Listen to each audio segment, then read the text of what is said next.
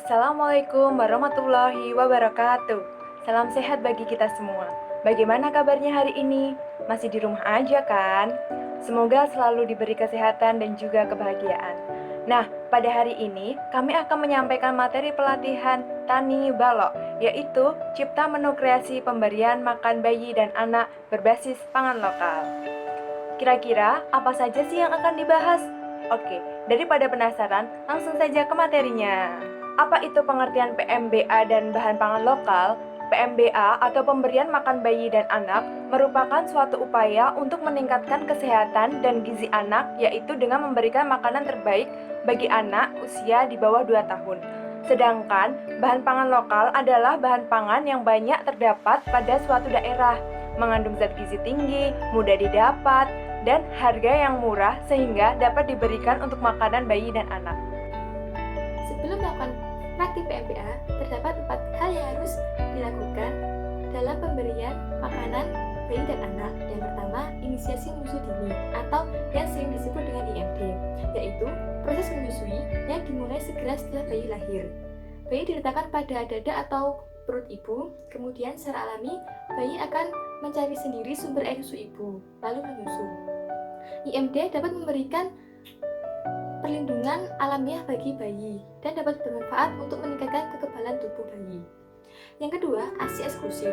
Pemberian ASI saja sampai bayi berusia 6 bulan, tanpa tambahan makanan atau minuman lain seperti pisang, teh, susu formula, dan lain-lain. Pemberian ASI dapat meningkatkan daya tahan tubuh sehingga bayi tidak mudah terkena diare atau infeksi lainnya. Yang ketiga, pemberian makanan pendamping ASI atau yang sering disebut dengan MPASI. MPASI adalah makanan atau minuman yang mengandung zat gizi, diberikan kepada bayi atau anak berusia 6-24 bulan untuk memenuhi kebutuhan gizi selain dari ASI. MPASI merupakan makanan peralihan dari ASI ke makanan keluarga. Pengenalan dan pemberian harus dilakukan secara bertahap, baik dalam bentuk maupun jumlah. Hal ini dimaksudkan untuk menyesuaikan kemampuan alat pencernaan bayi dalam menerima makanan. Peranan makanan tambahan sama sekali bukan untuk menggantikan ASI, melainkan untuk melengkapi ASI. Jadi, ASI harus tetap diberikan paling tidak sampai bayi berusia 24 bulan. Yang keempat, anjuran pemberian ASI hingga bayi berusia 24 bulan atau lebih. Tujuan pemberian MPASI. Yang pertama, menambah energi dan zat gizi yang kurang pada ASI karena ASI tidak dapat memenuhi kebutuhan bayi terus-menerus.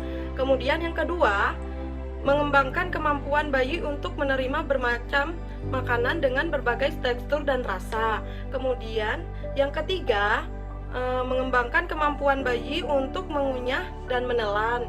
Yang keempat, melakukan adaptasi terhadap makanan yang mengandung energi tinggi.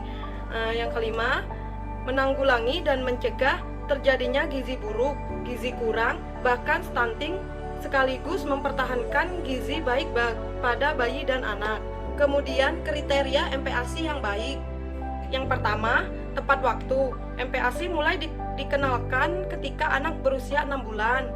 Kemudian yang kedua, adekuat. MPASI memiliki kandungan zat gizi yang dapat memenuhi kebutuhan gizi sesuai usianya. Kemudian yang ketiga, aman. MPASI disiapkan dan disimpan dengan cara yang higienis untuk menjamin kebersihan dan keamanan makanan yang dikonsumsi. Yang keempat, diberikan secara responsif. MPASI diberikan dengan memperhatikan sinyal rasa lapar dan kenyang pada anak. Frekuensi makanan dan metode pemberian makanan yang benar dapat mendorong anak untuk mengkonsumsi makanan secara aktif dalam jumlah yang cukup. 4 bintang, MPASI 4 bintang merupakan MPASI yang mengandung nilai gizi yang seimbang 4 bintang, yaitu yang pertama, makanan pokoknya karbohidrat, nasi, jagung, umbi-umbian. Kemudian yang kedua, sumber hewani. Sumber hewaninya itu protein hewani, daging sapi, daging ayam, hati ayam, telur, susu, ikan. Kemudian yang ketiga, sumber nabati. Sumber nabati itu ada tahu, tempe, kacang-kacangan, biji-bijian. Kemudian yang keempat, sumber vitamin dan mineral, sayur dan buah-buahan. Itu sayuran hijau, wortel, labu kuning, tomat, mangga, dan lain-lain. Buah-buahan seperti pepaya, pisang, alpukat, buah naga. Pola pemberian MPASI dibagi menjadi 4 berdasarkan usia anak. Yang pertama pada awal usia 6 bulan, yang kedua pada usia 6-8 bulan, yang ketiga pada usia 9-11 bulan, dan yang keempat pada usia 12-24 bulan. Nah, MPASI mulai diberikan ketika anak berusia 6 bulan. Frekuensi makan yang diberikan yaitu 2-3 kali makan ditambah ASI sekehendak anak dengan banyak setiap makan yaitu 2-3 sendok makan. Dimulai dengan pengenalan rasa dan secara perlahan ditingkatkan jumlahnya. Tekstur makanan yaitu berupa bubur kental atau bubur yang disaring. Pada awal pemberian MPASI, bahan yang digunakan 1 atau 2 jenis dulu, kemudian perlahan ditingkatkan. Pengenalan sayuran sebaiknya lebih didahulukan daripada pengenalan buah, karena rasa buah lebih manis. Apabila buah dikenalkan lebih dahulu, maka dikhawatirkan bayi cenderung menolak sayuran yang rasanya lebih hambar. Lalu MPASI usia 6-8 bulan. Frekuensi makan yang diberikan yaitu 2-3 kali makan ditambah ASI sekehendak anak dan 1-2 kali makanan selingan. Banyaknya setiap kali makan yaitu 2-3 sendok makan penuh setiap kali makan dan ditingkatkan secara perlahan sampai setengah mangkuk berukuran 250 ml.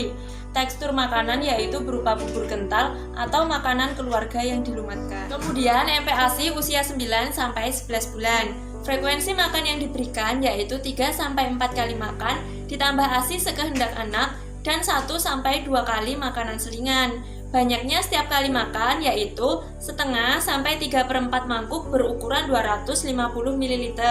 Tekstur makanan yang diberikan berupa makanan keluarga yang dicincang atau dicacah, makanan yang diiris-iris, dan makanan dengan potongan kecil yang dapat dipegang atau finger food, yang dapat melatih anak untuk makan sendiri seperti sayuran rebus atau buah potong, contohnya seperti ini. Selanjutnya, MPASI usia 12-24 bulan. Frekuensi makan yang diberikan yaitu 3-4 kali makan ditambah ASI sekehendak anak dan makanan selingan 1-2 kali. Banyaknya setiap kali makan yaitu 3/4 sampai 1 mangkuk berukuran 250 ml.